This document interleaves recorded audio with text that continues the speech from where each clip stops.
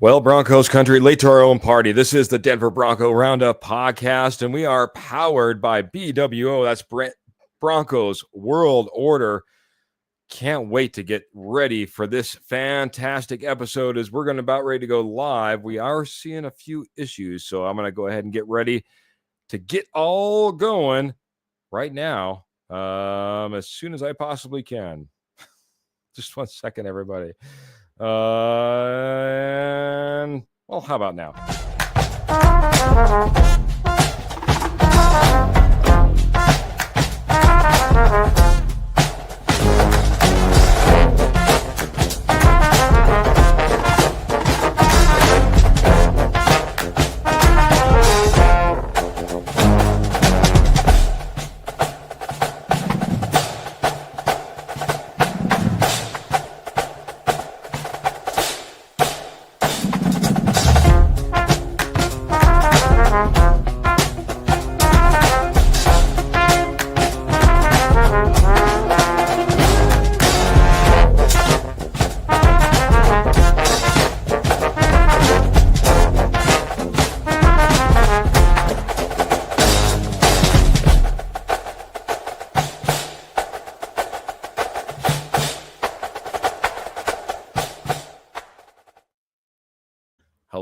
Hello, and welcome to the Denver Bronco Roundup podcast.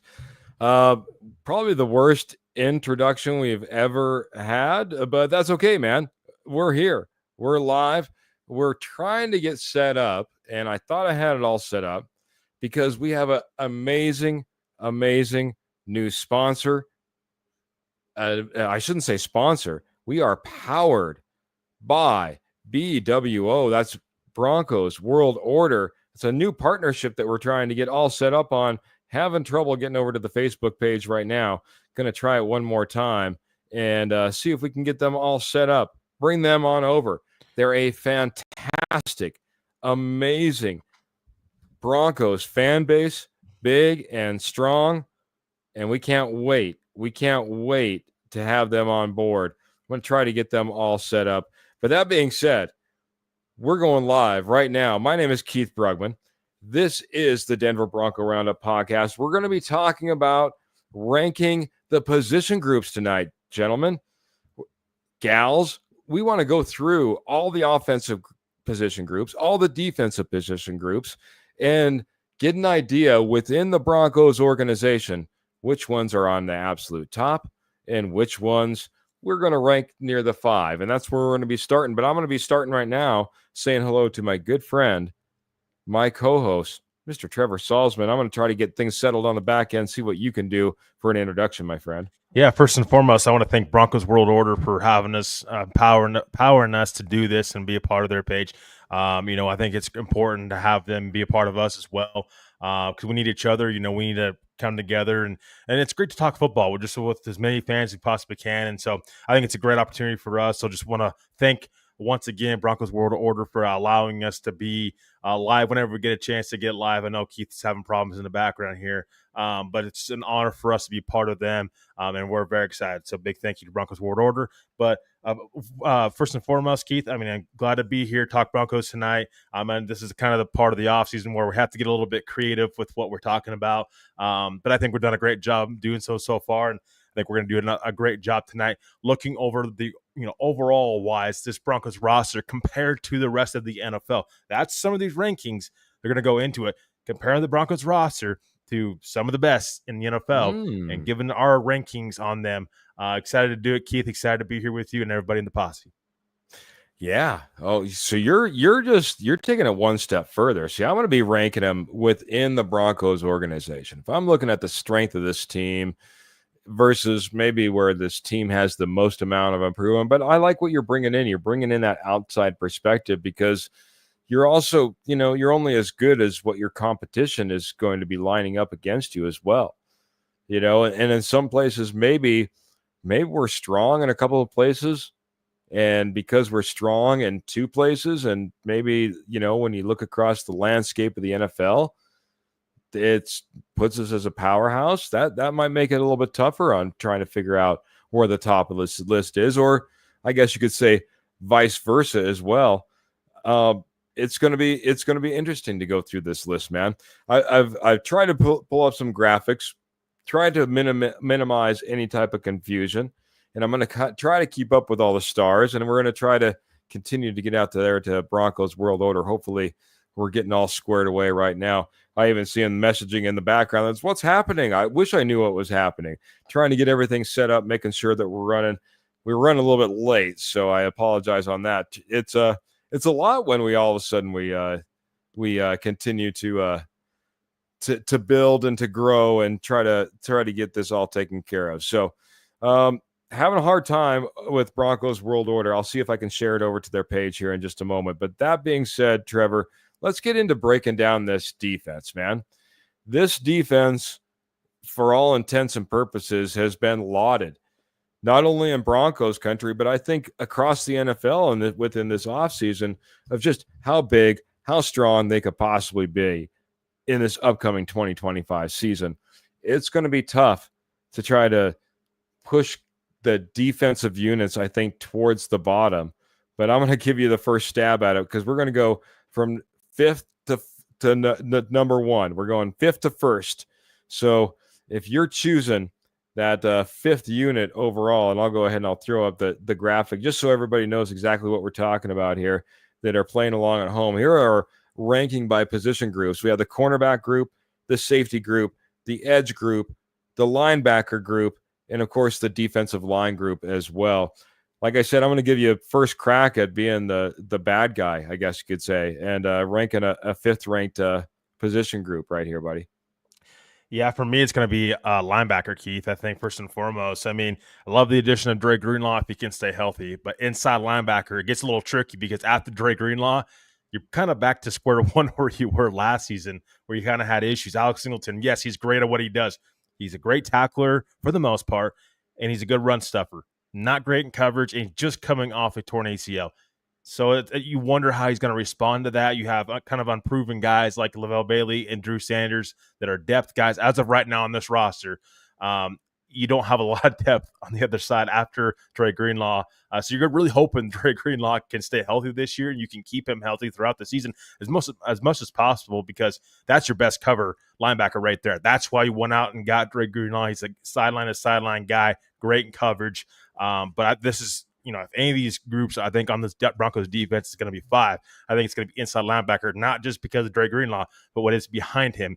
Not a lot behind him, proven-wise, as of right now. We'll see how Alex Singleton comes back from his injury. But then again, he's not that all-around linebacker that you want in that linebacker room exactly quite yet either. Yeah, I get what you're saying here, man. I'm going to say hello to a few, and I'll throw my number 5 out there. Maybe a little bit of rebuttal on what you just put out there as well. Ernie Mays coming in saying, "Go Broncos country only." Bo Nix for 6.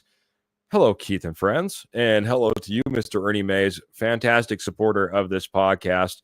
And once we get all hooked up with Broncos World Order the way we really, really want to, going to continue to try to make that link happen tonight. I thought I had everything set. Ernie Mays, if you're not already a fan of Broncos World Order, BWO, you will be. You will be, man. I tell you what, they rock it positive and love their Denver Broncos like no other. It's what BWO is all about. Good evening, fellas, and happy Friday.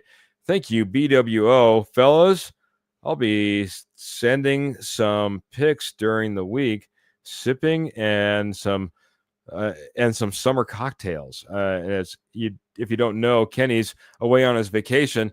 The Horseman is on the beach right now, and enjoy those cocktails, Kenny. And thanks for joining with us. Ernie May say Broncos are the greatest team. There is no second team. Phil McLaughlin coming in saying, "Good evening, Keith and Rocket Man. I'm thinking we're average 27 to 31 points per game this year." And I know Phil, he's usually dropping stars, and I see that he's dropping stars on this one. Yeah, that's Phil. 100 stars. Getting us kickstarted on this evening, and thank you. Appreciate it so much. Before we get into my ranking on position groups and my rebuttal on linebackers a little bit, what do you think the average points per over 17 games this offense will have? We'll get back to the defense in just a moment. I mean, I think you're doing good if you can average 24 or over. I mean, that's where I would put it, as right around 24 points per game. I think that's what you need to score as an offense. I think the very minimum. I mean, I think that if you're this Broncos offense, we've talked about it multiple times, Keith. It's you have to take multiple steps in the right direction this season. I mean, the excuses are starting to run out. I mean, you didn't build this defense up just to have a poor offense. I mean, you have a bright offensive mind calling plays, and he has his quarterback in place now, and we got some playmakers around him. Again, unproven playmakers like Pat Bryant, Troy Franklin, but they still have a lot of room to grow. I think this season, I think we're going to see that growth this season. But I would say 24 points per game, I think, Phil, is something that this team, this offense needs to average per game if they're going to find themselves back in the playoffs again. Okay, I'm fine with that. I'm going to tick it up a couple of points. I'll go 26 points per game. 26 points per game is, I think, where we need to be for this Denver Broncos team to really, again, just like you said, take that next step is where they need to be in order to be winning games. I think it's going to be more difficult. I think the Raiders have not made it any easier. I think the Chargers are not going to make it any easier. I think you need to be bringing up that level just a little bit, Trevor. I'm going to go 26 points per game. I'm right in that same ballpark. A little shy of what Phil's saying there, 27 to 31. Kind of have a little bit of fluctuations for a low scoring game where the defense gets you those wins. Hello to Pearl. Good to see you, Pearl. Always fantastic to see Pearl, hanging out, being a part of the group. And it's if you don't know, Pearl is our fantastic sponsor over at Morgan Trinkets.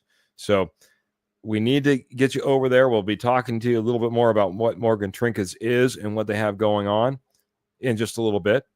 But hello, Pearl. Good to see you. Roger's coming in saying, good evening, my Broncos brothers. I can't wait for the season. I think the defense will definitely be a top 5. Okay, perfect little segue, because I'm going to go ahead and I'll jump right over. I was surprised. This is my pushback on you, Trevor. I was surprised you didn't go at the very bottom of our graphic right here and pick defensive line, because you've been so harsh on this defensive line and what they should have done in the offense, or in the off season, to address what they have going on this defensive line. That being said, I'm not pushing back too much. I'm going to be right there with you. I'm going to be right there with Phil, and I'm going to put the linebacker as the 5th ranked position on this team, position group on this team. It's tough to put a team there that has brought in Dre Greenlaw. It's tough to put a team there in a position group there that, is having their leading tackler coming back with one Alex Singleton. You have a lot of depth and youth on this team. You want to see that progress as well. But that being said, there's a lot of ifs and buts. And if, there were candy and nuts, we'd all have a Merry Christmas. So we do got to have a little bit of question around that linebacker position. I'll put it as 5th as well, buddy. I think you guys kind of nailed it. So let's just roll right in, man. Let's get into that 4th position and spark up the conversation some more. So. Absolutely. And so for me, I mean, you just kind of mentioned it already. You said you're surprised it was a 5. Well, it's going to be 4 for me, and that's going to be defensive line. Just like everything you said, Keith, it's not that I'm concerned with the starters. What I paid DJ Jones, what he got paid this offseason, I don't know. I mean, worries me a little bit, because year before this past season, it wasn't great. I mean, we're talking about DJ Jones being cut a couple seasons ago. I remember talking about it on this very show. So it's one of those things where, yes, I'm glad they brought him back, but I'm still a little worried of how that contract's going to exactly play out. But you look at this defensive line, and it's like kind of same problem at inside linebacker, the depth. I mean, you have Zach Allen, DJ Jones, John Franklin Myers, Malcolm Roach. Other than that, I mean, what else do you have? I mean, and it's something where we have to learn. You have to learn from what the Eagles did against the Chiefs in the Super Bowl. They won that Super Bowl not just because of Saquon Barkley in that offense, but because of that dominant defensive line up front that got after Patrick Mahomes. Patrick Mahomes plays in the AFC West. We talk about needing to win games in the AFC West. one way to do it, not just by outscoring the Kansas City Chiefs. The other way to do it, get after Patrick Mahomes. Great way to do it on getting after him on the defensive line up front, getting some pressure. So defensive line for me, Keith, is a concern. Stowe's a concern. I think this unit last year was solid, but you could kind of see the breaking points at certain times throughout the season. So I just felt like Denver could have maybe done a little bit more on that defensive line to just kind of shirt up a little bit more, headed into the season, a little bit more depth and just a little bit more star power. I mean, you have Zach Allen, he's your star. What else do you have to go alongside of them? They're, again, good players on defensive line, nothing to take away from those guys, but you have to be able to continue to reinvest in that defensive line because you don't want to fall too far behind at that important position up front. Yeah, I agree. I'm going to bring up good old Roger, who's coming in here, and I appreciate Roger coming in, being a part of the conversation. He says 63 sacks last season for the defensive line. Is that correct? Do you see more or less this year? You just talked about this defensive line that, you didn't like the production and what they were able to get done on the run side of the game. But on the pass defense side of the game, they seem to eat, man. 63 sacks last year. Not too shabby. Zach Allen, Nick Bonito, Coop, you name it. Agent Zero coming in there, adding to the totals. You had them all coming from all over the place, man. What do you think about this defensive line and what they can do versus last year and this year? Well, let's not forget that this defensive unit was number one in the NFL in blitzes all season long. So they blitzed a lot. They brought the house a lot. So, and eventually it's going to bring up those sack numbers. And again, you just mentioned a couple of those edge rushers. But the defensive line, I mean, Zach Allen, he gets double teamed all the time. I mean, he takes the brunt of the force. That's what makes Zach Allen so great. It's not the eye-popping numbers. He doesn't put up double-digit sacks yet. I wouldn't be surprised if he did this next coming season. But what makes Zach Allen so dang good is he takes on double teams, and he does it to free up other edge rushers or other players to be able to get after the quarterback. So I think, yes, the defensive line were able to help to get after the quarterback, but you have to understand how many times this team blitzed last season. They were literally number one in the NFL and times blitzed. So you want to, if you're a defensive coordinator, you would like to see less blitzes so you can get a little more creative. Yes, blitzes, that having the top unit as far as blitz wise, number wise, last season is great and all. But do you think you can be able to kind of sustain that for another season? I think if you're Vance Joseph, you would kind of like to be a little bit creative with this defense and in other ways and not have to bring the house all the time. It would be nice, but at the same time, I think we're in a different era of football. We see the Minnesota Vikings doing what they've done, and a lot of people are like, geez, even look at, the talent that they may have across the entire team, not loaded with a lot of top name talent that people are just going to be able to sprinkle in, easily throw their names in within a conversation. Yet they were out there and they're blitzing at a very high level as well. I think it's the new thinking of the NFL, and I think that's something you need to do. That brings me to this at the same time of what Kenny Kirkpatrick had me thinking about. He says, number 4, I'm going with safety. Same reasons as linebacker, Trevor, have to keep Hufanga healthy.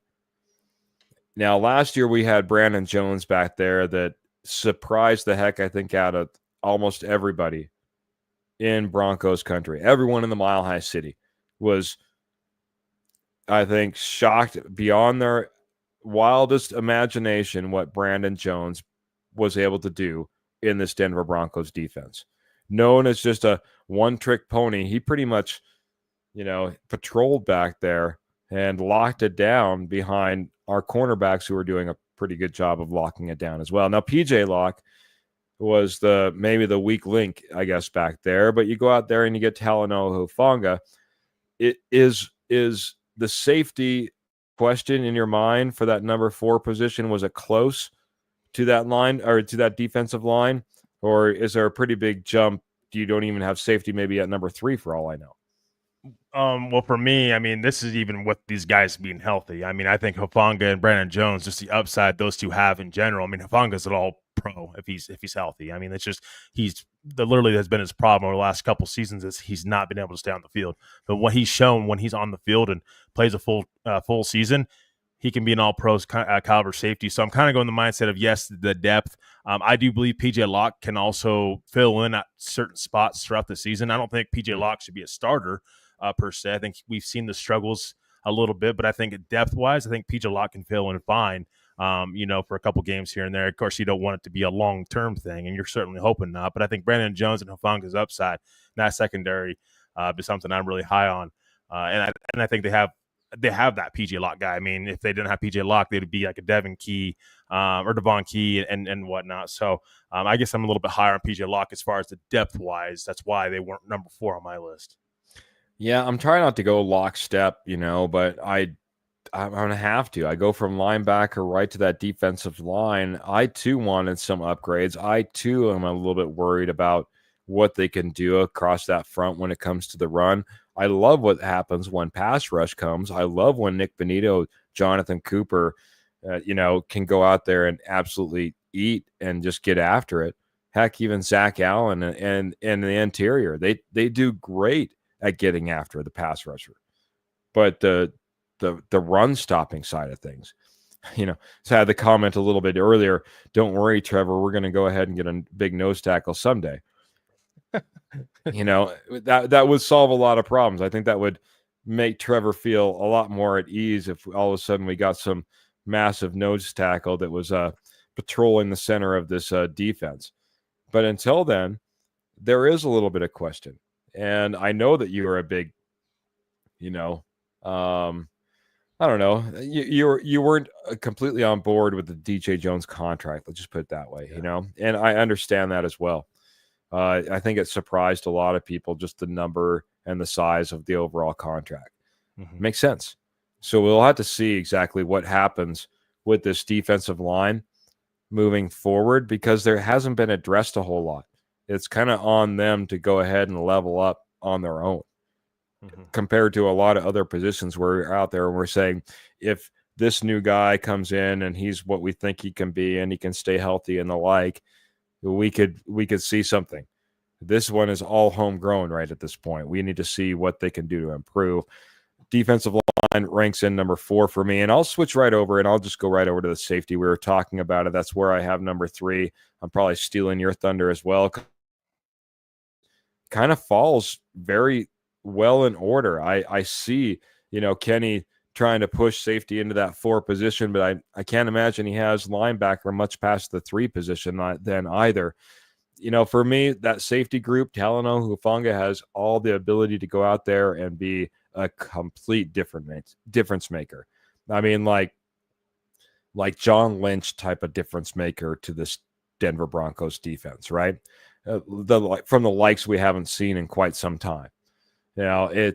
It'll be interesting to see if this guy comes in, he's healthy, even having them ranked at 3, it'll be tough to maybe push them up this board.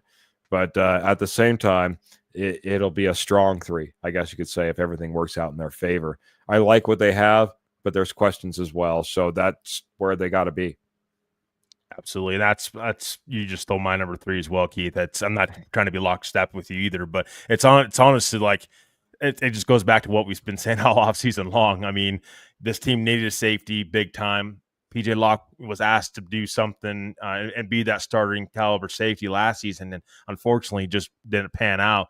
That's why you've seen them go after Hufanga. Oh, by the way, Hufanga was your highest free agent signing this past season money-wise. So you were expecting to get that investment back, and I'm just higher on Hufanga's upside if he can stay healthy. And Brandon Jones just had a fantastic season last year, his first season in Denver when he was on the field too. So these guys can stay healthy, Keith. I think that this secondary in the safety room in particular, I think there's going to be a lot of great plays from the secondary and the safety room, and hopefully this ends up helping out those defensive linemen and maybe those edge rushers, give them a little bit more time to get after the quarterback.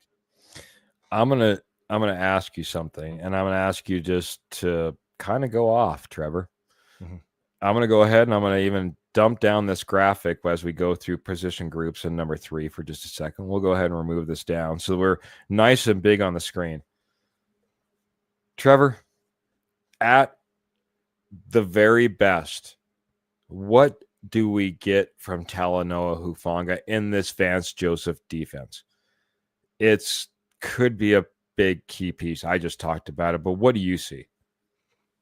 Yeah, I mean, I see a hard-hitting cover safety that I think has potential and upside. He's only 26. That's the thing. He's not even like 28, 29. He's still very young. Him and Brandon Jones are still very young. I think Brandon Jones is right around 26 years old as well. So you have upside in that safety room. You don't see a lot of safeties with, Pro Bowl kind of written on their card. Keith just sitting out there in the open market. So I think Hufanga, I don't see any reason why, if he's healthy, I don't see why he couldn't be an all-pro this coming season and be a guy that is in that Pro Bowl discussion, at the very least, got to be in the All Pro and Pro Bowl kind of discussion overall. So that's what I expect out of Hufanga. Does he need to be special? I wouldn't say special, but I think he needs to be solid. I mean, I think that Denver didn't exactly bring him in to not produce. I mean, that was their highest price free agent this past offseason. So you brought him in for a reason. I think he's going to bring that sense of toughness and high football IQ to this defense as well. So, the very least, Keith, though, I do expect him to have kind of a close to like a Brandon Jones season that we just seen this past season, with just maybe a little bit more upside if he can, stay healthy and play, full 17 games. Yeah. I was trying to think of another safety. Kareem Jackson also comes to mind. Mm-hmm. What I think of Talanoa Hufanga is not the tenacity that we maybe saw through Kareem Jackson and all the penalties he tended to rack up at the end of his career as a Denver Bronco, but just the instincts to know where the ball is going to be, what's developing in front of you, and to be there, get there. And that's what I'm excited to see. That's the thing that Talanoa Hufanga, I think, brings to the table. He's a be there, get there type of guy when it comes to the ball once it leaves the hands of the quarterback. Look out for Talanoa Hufanga if he comes in and he's healthy. Look out for Michael Ronquillo coming in saying, good evening, Keith and Trevor and Gobo Broncos, trying to catch up on all the different places that we can be dropping stars. But Michael Ronquillo has been a fantastic supporter of this show. Nonetheless, do want to say thank you, Michael Ronquillo. I've been seeing you making the rounds with all these long-time supporters of all these different pages, and it was a blessing and an honor to see that you are a long-time supporter of us, dropping 100 stars as he comes in this evening. Appreciate you so much. And he's saying good evening to Kenny, who's hanging out in the chat as well. So I think we have time for at least one more. So, man, we'll probably try to get all the way through the defense if we possibly can. We'll maybe go a little over time into our sponsorship time and go into that sponsorship break as well. So defense number 2, man. Oh, oops, that's offense number 2. That's not good. We'll talk about defense number 2. I'll see if I can get that graphic up here. But, man, let's talk about who you have ranked at the defensive position group, ranked at the number 2 position. I'll get it all out there. So I have edge rusher at number 2, Keith. And this is, I don't know, we may differ on this a little bit more, but for me, Nick Benito had a great season last year, right? The sacks are amazing. He was able to produce double-digit sack season for the first time in his career. He had a career year, truly. Got to see if he can have that kind of season again. I like what I'm seeing from Jonathan Cooper, too. I think that extension that Denver ended up signing him to this past season, in-season extension actually, I think is going to pay dividends for Denver, and there's their patience with Jonathan Cooper being a part of that 2021 draft class, of course. I think this edge rusher room, I mean, the biggest question is Nick Benito truly a Batman number 1 caliber edge rusher? He's going to have to prove that this season. I like where this edge rusher room's heading. I mean, and we haven't talked about this guy enough either, Keith. Jonah Ellis. I mean, just what he's his upside too, I think, is there. But need to see him more on the field. I mean, and maybe this is a season we actually do see more Jonah Ellis on the field. I mean, I just don't feel like he's kind of getting his flowers enough. But he's still a guy that Denver took relatively high in the draft that I think they're going to want him to see the field a little bit more. Jordan Jackson, I was actually a fan of him too. Sorry, not Jordan Jackson. DeAndre Tillman, excuse me. I was a fan of DeAndre Tillman as well. I think he's really kind of fits in that depth in that edge rusher room too. But for me, Keith, number 2, I think is fair compared to what the next one is going to be on our list. I think there is depth, but I think there is a little bit of question of where these guys are going to end up next season. And where exactly the ceiling is, I think, for this edge rusher room for me is one of those bigger questions. That's fair. I'll give you that, but I'm not giving you much of that. For me, there's a number 2 on this list because there's a top number 1 that's obvious. And when there's that number 1 obvious selection that you're going to have at the top position, well, the number 2 just gets slotted down. I think if you look across this league and you look at what the Denver Broncos team has at edge rusher, most teams would be salivating at the opportunity to have what we have at edge rusher. Yes, Nick Benito needs to go ahead and he needs to continue to improve and produce what like he did last year. But there's a lot of people that are thinking he's going to be able to continue and maybe even improve on last year's 13 and a half sacks. Jonathan Cooper, I'll be honest, last time I was at training camp was probably the most impressive. Guy's got bend, he's got speed, and when he's unleashed, he can get after it.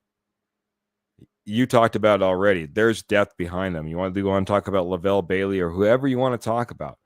There's excitement on this team, especially when you pair it up with the defense and when they all try to eat together. I love what this edge rush group does for this team, and it would be easy almost in any other scenario to have them ranked number 1, but in here, they got to be ranked number 2. Unfortunately, they just have to be slid on down because I think you're going to allude to it. You've already alluded to it, and now you're going to talk to it, Trevor. Let's go ahead and hit up that number 1 overall position ranking as far as position groups on the defense right now. Yeah, cornerback. I mean, I think for me, this is, I wouldn't say easy, but it's one of the easier decisions that I've had in a while, actually. Talking Broncos anyways. I'm big on this cornerback room, but it's also the secondary. And I know we just talked about safeties not too long ago. If these guys can stay healthy, there's always that if. Can they stay healthy? I know. We've talked about it a million times. But just the upside to this cornerback room. I mean, Patrick Surtain, you got Riley Moss. He proved himself last season. I know he had his struggles. I get that. But let's be honest, when he got hurt, there wasn't a lot of help behind him as well. So I think Riley Moss coming back a better player, and this is kind of a guy that I feel like is also kind of getting a little bit lost in the ruffle as well, Keith. We talk about Jahadi Barron a lot and whatnot, but Riley Moss, I don't think gets talked about how good and solid he was last season for Denver on the other side of Patrick Surtain, which is not an easy thing for any player to kind of go through because you're going to get picked on. Riley Moss got picked on a lot last season, and he produced for the most part. Well, now, the injury, yes, I think that did affect him a little bit, but I certainly like what this front office has been able to add this offseason. Jahadi Barron, you guys, everybody knows in the posse, everybody out there knows how excited I am for Jahadi Barron. I think he's an immediately impact player. I think he's got Pro Bowl potential written all over him, an All-Pro as well. Jaquan McMillan, I think, he's a really solid as well, and he's going to get some playing time. I don't think they're going to be getting rid of him anytime soon. This is a guy that was solid last season. The thing is, though, Jahadi Barron just was able to slip into the Broncos' lap in the draft. Other than that, I think that they were going to take cornerback a little bit later in the draft, Keith. But I like what Jaquan McMillan is able to do. There's a reason he's still on the team because of his production. Is he an All-Pro? Like maybe has the All-Pro potential like Jahadi Barron? Maybe not.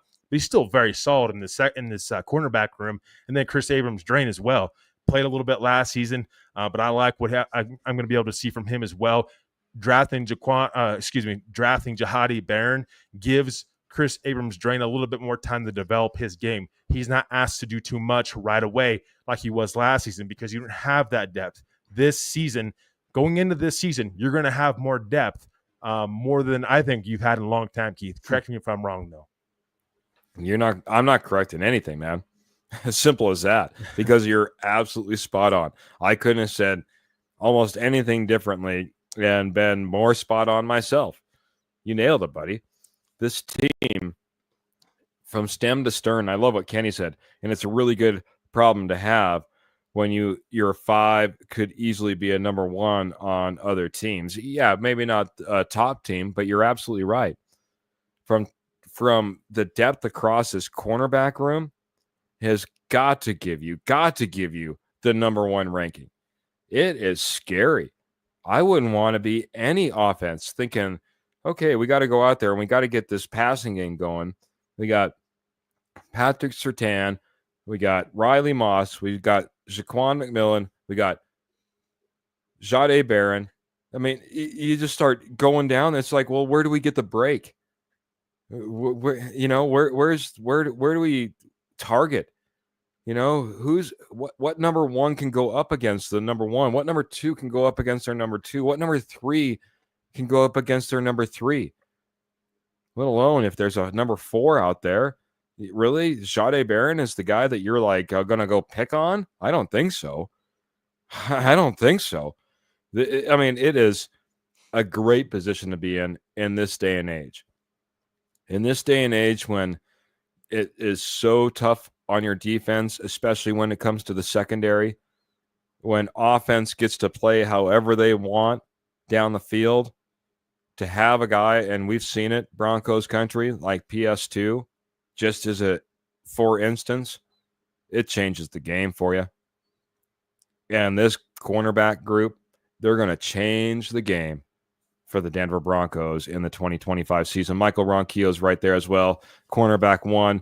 He's got the defensive line, number 2. Big change from what we had. He has the linebacker 3, not too different from where we're at. The safety 4, I think we were all kind of in that range. And the edge 5. That's where he has the biggest concern, Michael. You'll have to sound off of why you have the edge rushers at number 5, if nothing else. Love the ranking. Thanks for being a part of it.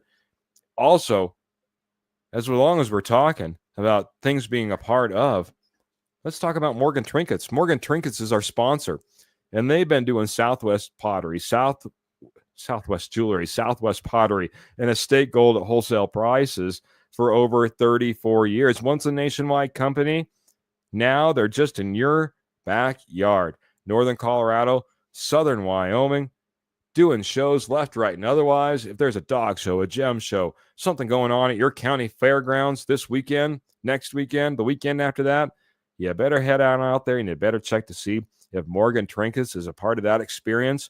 My guess is they might be out there. But don't worry, if you can't get out there, maybe you're just not even in the area, you can get in touch with Morgan Trinkets over on Etsy. Just type in Morgan Trinkets Co. That's Morgan Trinkets Co.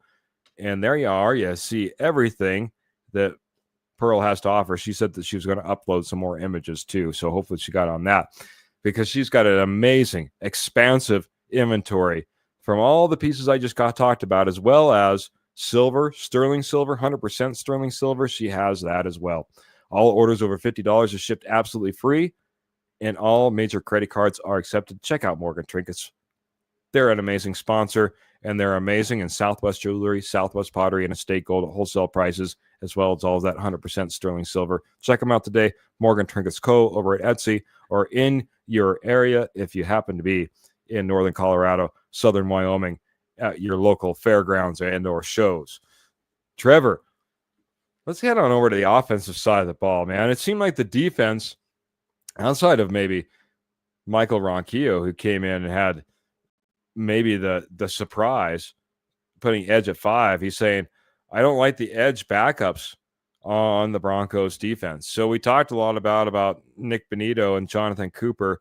Talk a little bit about the backups and maybe why Michael might have some concern. Maybe you can ease some of his concern. Do you how do you feel about that? I know that you had the edge, maybe not obviously at the top, but not at the bottom. Yeah. No, I mean, not the bottom, because I was thinking more just as a whole, as a edge rusher room, just in general. I do think there's something there with Jonah Ellis, though. I don't think that they're taking him that high if they don't have plans to play him.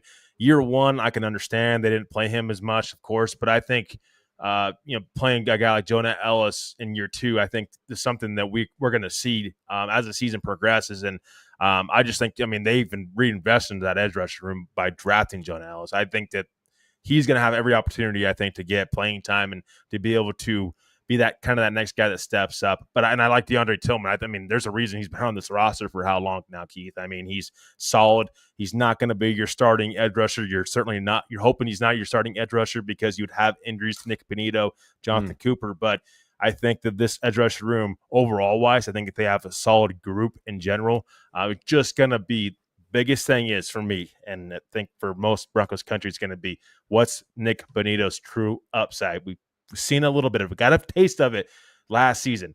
What's truly going to be? Can he do that a second season in a row? That's the biggest question.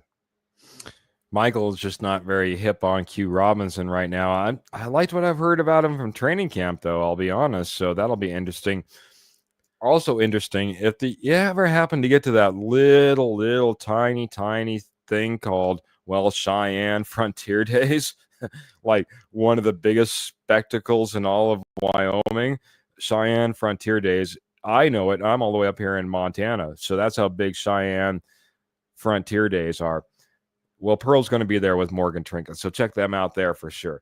Let's get on over to that offensive side, though, man. Like I said, we got to get that set up. Let's go ahead and, like I said, we'll start off with the number 5 spot on the defense. I'll get to see if I can get the slide all ready to go, buddy. But kick us off, man. What do you have at the number 5 position as I get this ready to go? Ooh, that's a great question. I'm going to go tight end. I think tight end for me is probably right there at number 5. I think it's a concern, not just with Evan Ingram, because I'm pretty high on Evan Ingram if he can stay on the field, but I think he's going to be using this offense quite a bit.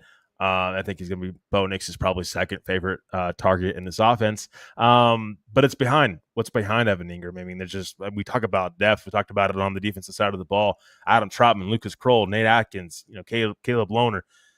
I mean, what else do you have? I mean, you're basically have the same tight end room you had a year ago, minus Evan Ingram, of course. So it's not just what Evan Ingram, he's not necessarily that biggest concern. It's what's behind him. If he gets hurt, what do you got, to replace him? Replace that kind of that weapon, the depth, that weapon trajectory that Evan Ingram gives you on the field. I mean, you don't have that else, that behind Evan Ingram. So tough to get my words out right now. I apologize, but I mean, it's just tight end room. I mean, I think it's going to be for everybody too, Keith. The depth. I think if dream offseason, Keith, I think I would want a defensive line, but I'd also want a tight end in the pipeline that I could develop. Maybe not 7th round, because then it's like, well, you're hoping you're taking a flyer on a guy, of course, and we'll see what Caleb Lohner can bring to the table. To be fair, but I think if Denver had it their way, maybe they would have taken a tight end a little bit higher. But remember, this draft class of tight ends, Keith, it was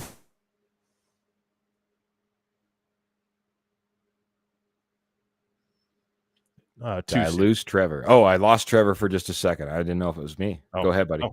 No, I was just saying, I mean, Denver's tight end room, ideally they'd want to be able to have a tight end in the pipeline, Keith, with that upside, so you can replace like an Evan Ingram after a season or whatnot, or have a little bit more depth behind him.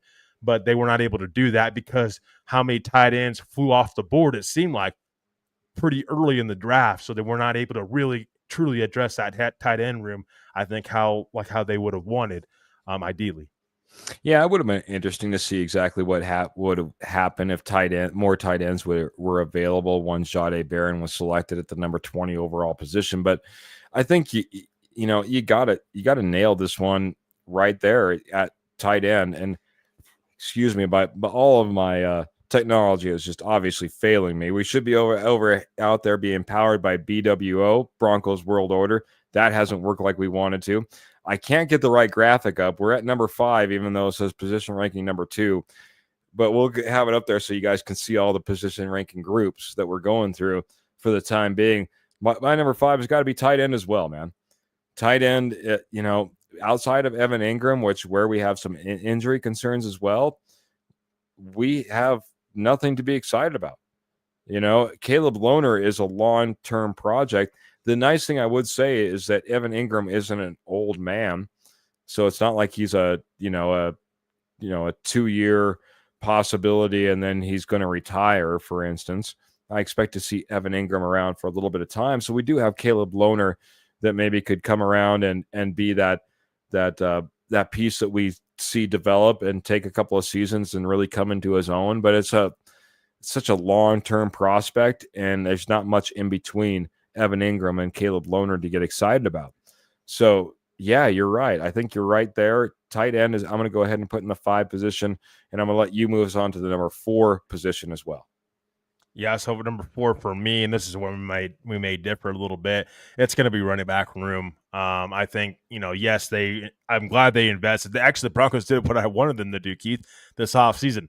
They went and took a running back in the draft, and you end up eventually signing a veteran running back as well. So you doubled up on tight end. What I wanted them to do, because you got to have a better running back room than you did a year ago, at least from a production wise standpoint. So running back for me, I think is still concerned. I mean, until we see what these guys can actually do, until we can see what RJ Harvey can do on the field in the NFL, which I think is going to take a little bit of time. I don't expect him to get off to a fast start. I think it'll be a slower transition for him. I think this running back room still remains to be seen, kind of what they can do. We'll see. But I think the concerns are still there. Can Sean Payton also utilize these guys as well? I think that's something to kind of throw out there too. Yeah. I'd love to be able to differ. I can't believe how much we're going to be like lockstep, but you can't go from a running back room that was lackluster, just downright almost pathetic at times. I mean, we need to get some 100-yard games under our belt. We need to get some 1,000-yard seasons under our belt. There's 17 games, Trevor.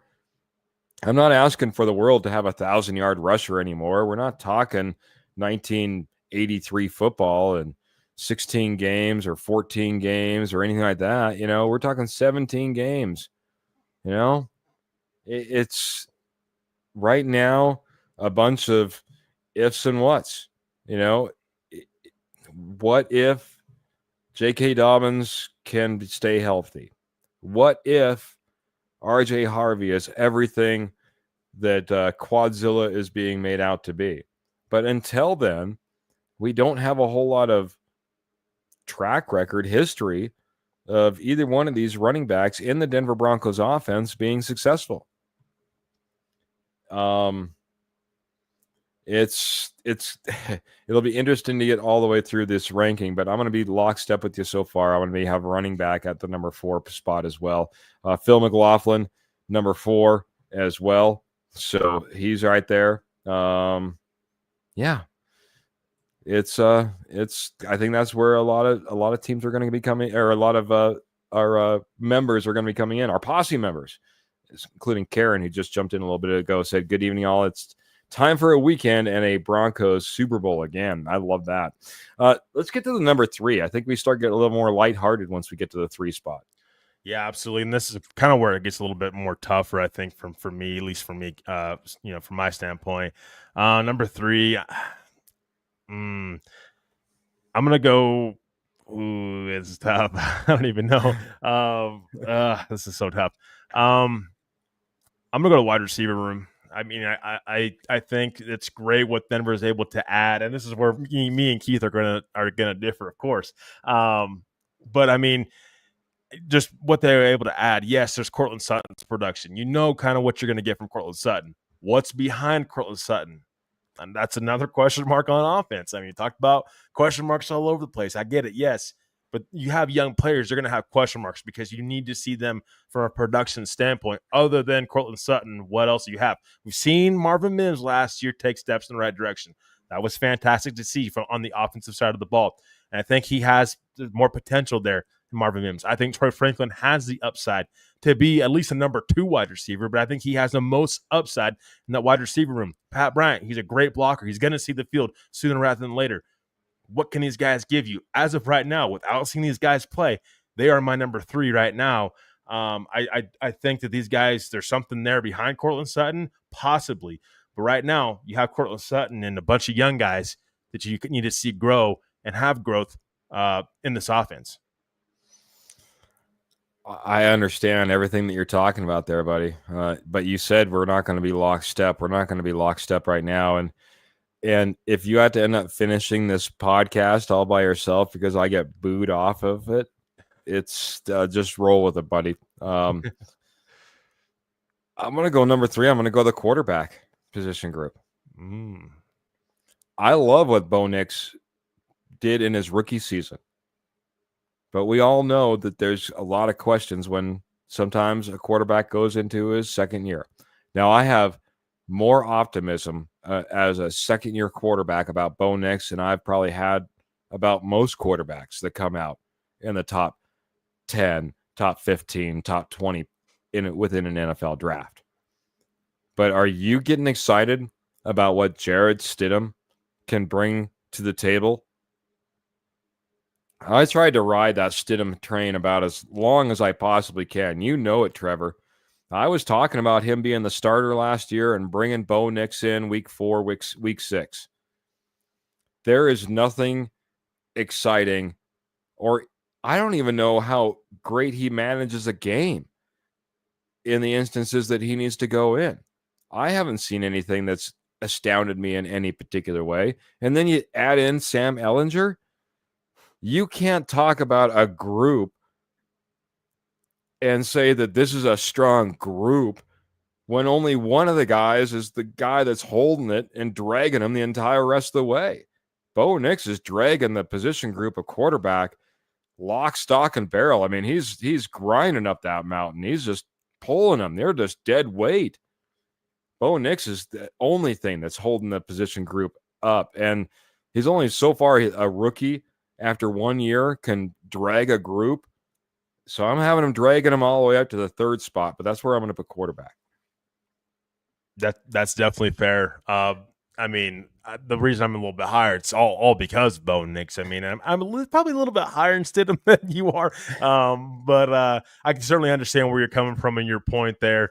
And you are, also, I think, also a little bit higher on Pat Bryant, if I remember right, to the draft, than some of us else on the podcast are. So I can certainly see your standpoint as well.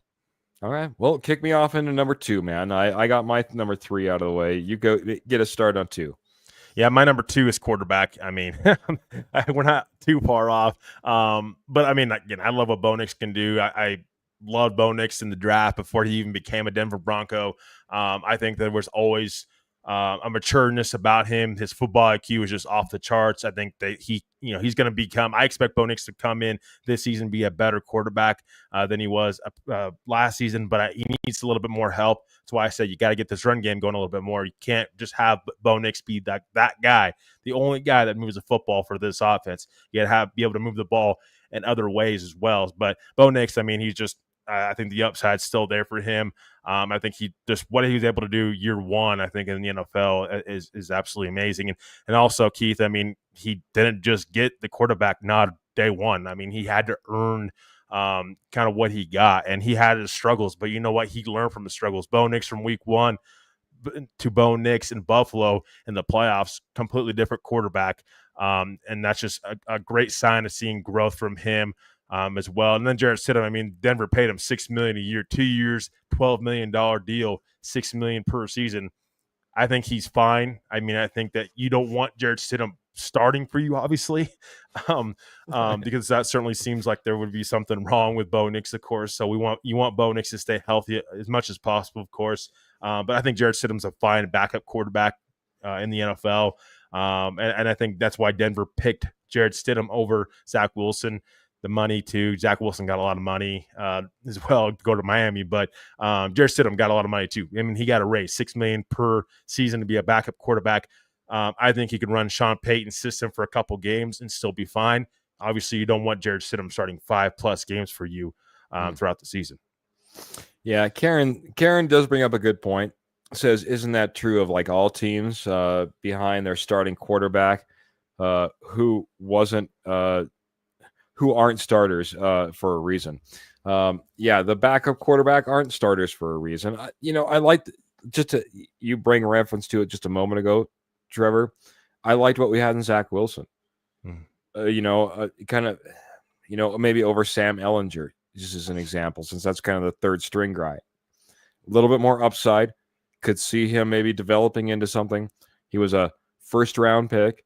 You see, I hate to bring it up, but like the Chiefs, former Super Bowl champion Carson Wentz, let's face it, he pretty much brought the Eagles to the precipice of the Super Bowl and then got injured, and someone else took over and won a few games and got him over the hump. But it was all Carson Wentz up until that point as well. I mean, Nick it's just like Foles.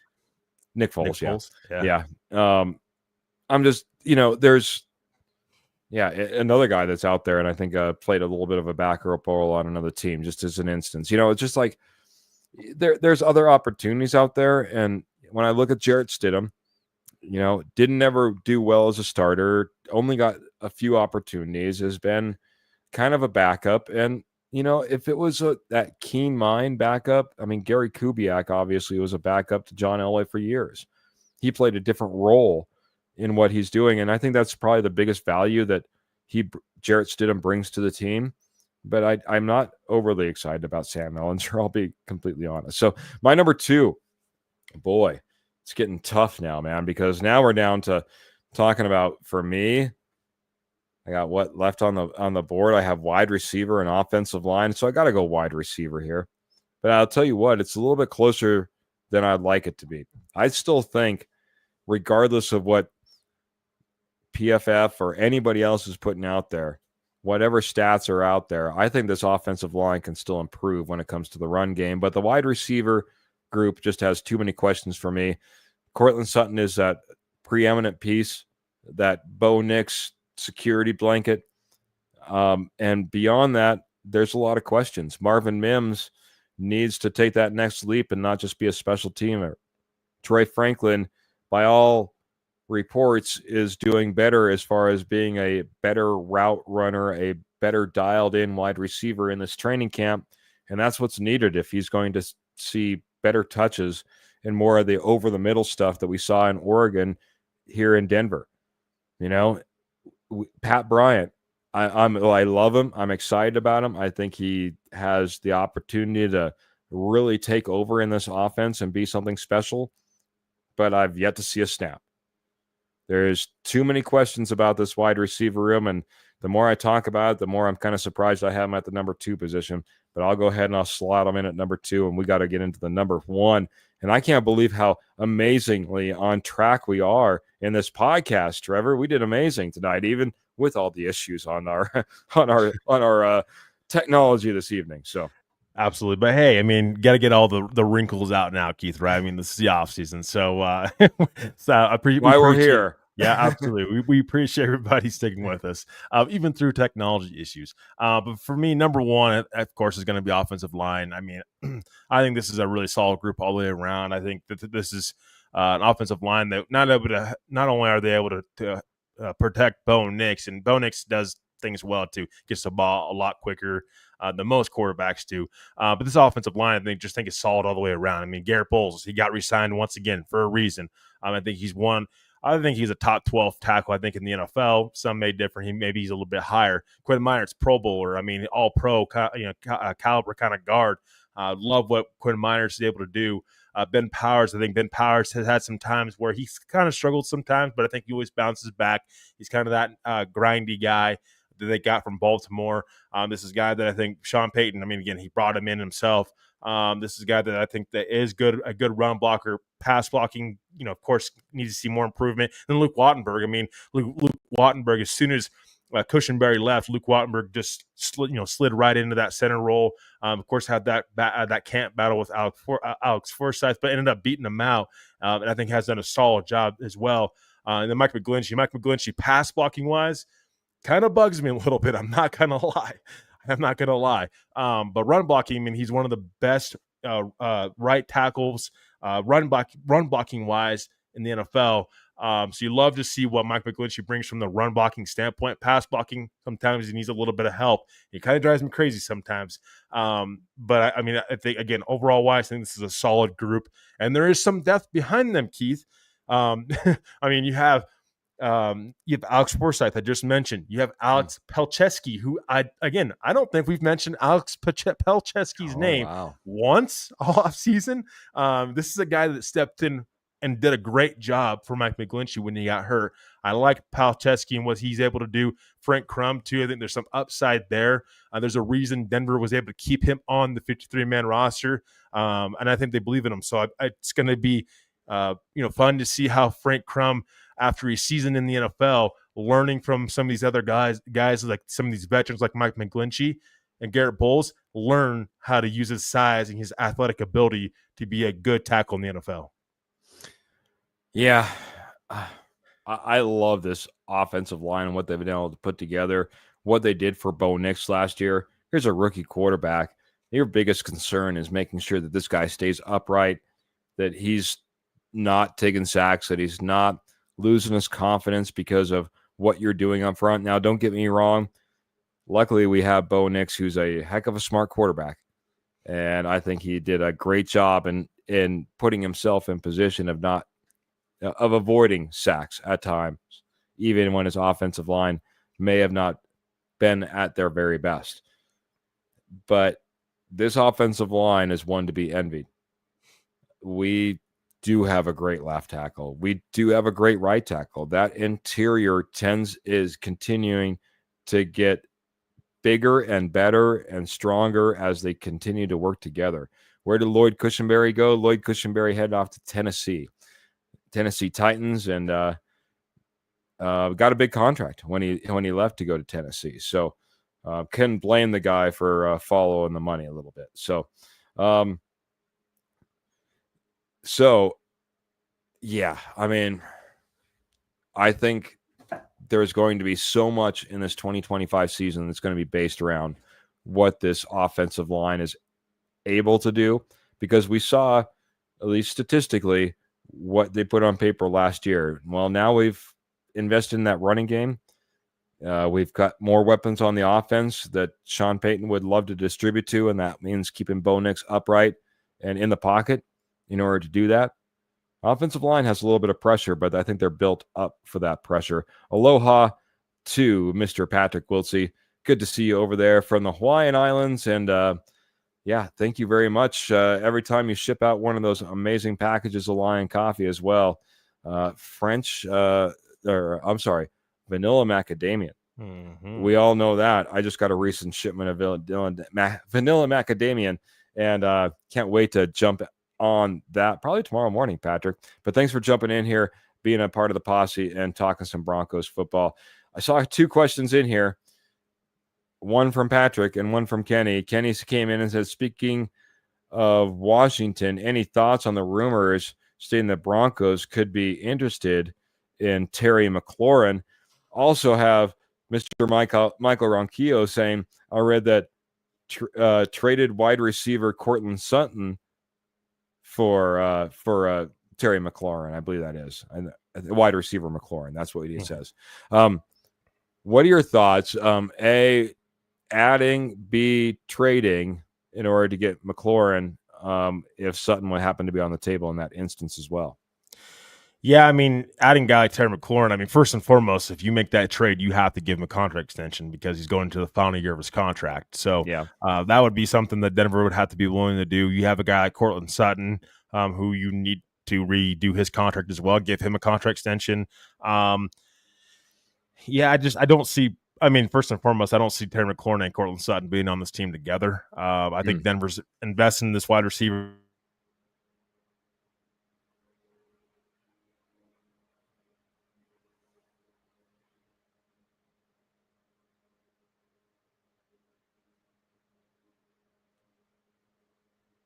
I think we might have lost Trevor. I don't know if it's me. I'm going to talk like it is Trevor that's lost. And if you guys could comment in and let me know if I'm talking or if Trevor's talking, then we'll go from there. For me, I would love to add Terry McLaurin, but I'm in a complete agreement. I don't think that you're going to get Terry McLaurin and Cortland Sutton on this team at the same time. And if it isn't that way, I don't want it. I think that we need to go ahead and we need to add a piece rather than, taking away such a big piece that is one Cortland Sutton. Trade around future draft picks, trade around other assets if you need to. I think the Terry McLaurin addition would be huge, but I think just trading away Cortland Sutton in order to get a Terry McLaurin isn't enough of a benefit moving forward. It's either both of them on the same team or by trading away future assets. That's what I was talking about, Trevor. Or I don't want it. I think that's the only way it makes sense. It would instantly make your team better, and you wouldn't be stuck in that what if scenario with Mims, what if scenario with Franklin. You bring in a Terry McLaurin opposite of Cortland Sutton. I think you've answered a lot of those questions. You have a lot of depth, and maybe you probably have to give up a piece like that as well in a trade. But that's the only way I necessarily see it. I don't want to. I don't think you gain enough by bringing in McLaurin in order to exit a Sutton. I'm sorry. I apologize to the posse and you, Keith, as well. I don't remember where I left off at. Okay. I don't know when I froze, but for some reason I'm having internet issues. I don't know if we have a storm coming or whatnot. So I apologize to everybody first and foremost. But yeah, I agree with you as well, Keith. I don't think they're going to go after Terry McLaurin. Final year of his contract, and you'd have to pay him big money, and it just doesn't make sense from a Broncos standpoint right now, because of the depth they were able to add. You want to see Troy Franklin. You want to see Pat Brown. You want to see Marvin Mims continue to grow.